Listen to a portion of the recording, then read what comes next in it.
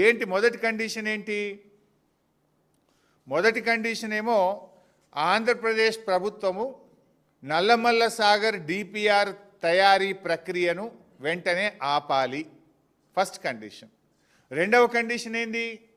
కేంద్ర ప్రభుత్వం central water కమిషన్లో నల్లమల్ల సాగర్ అనుమతుల ప్రక్రియను తక్షణమే ఆపాలి.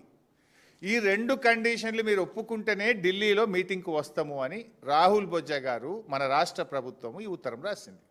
నౌ మై క్వశ్చన్, ఈ రెండు కండిషన్లు ఒప్పుకున్నారా? కేంద్ర ప్రభుత్వం మీకేమైనా మేము సిడబ్ల్యూసిలో అనుమతుల ప్రక్రియ ఆపాము అని లెటర్ రాసిందా?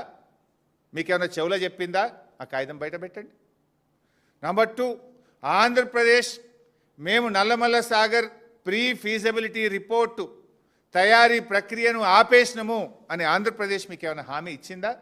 కమాన్ బయట పెట్టండి. మరి ఈ రెండు జరగకుండా ఇలా మీటింగ్కి ఎందుకు పోతున్నారు? ఈ రెండు జరగకపోతే మీరు మీటింగ్కి ఎందుకు పోతున్నారు? అంటే తెలంగాణ నీళ్లను ఆంధ్రాకు ధారా దత్తం చేయడానికి పోతున్నారా? రేవంత్ రెడ్డి గురు దక్షిణలో భాగంగా పోతున్నారా? తెలంగాణకు మరణ శాసనం రాయాలనుకుంటున్నారా?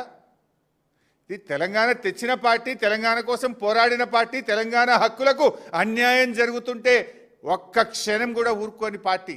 ఊరుకోం గాక ఊరుకోం. We are the fighters. ఎన్నో త్యాగాల పునాదుల మీద తెలంగాణ తెచ్చినాం. ప్రజలు నీకు అధికారం ఇచ్చింది గోదావరి నీళ్లను ఆంధ్రాకు దారాదత్తం చేయడానికి కాదు మిస్టర్ రేవంత్ రెడ్డి.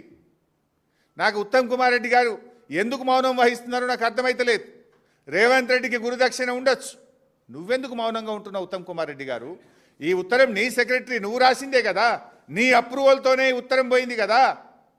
మరి ఈ ఉత్తరం రాసిన నువ్వు ఎటువంటి హామీ లేకుండా కేంద్రం నుంచి ఆంధ్రప్రదేశ్ నుంచి హామీ లేకుండా ఎందుకు పడి పరిగెత్తి ఢిల్లీ మీటింగ్లో పాల్గొంటున్నారు? ఇంకా బాధ కలిగే అంశం ఇక్కడ, చాలా కీలకమైనటువంటి అంశం.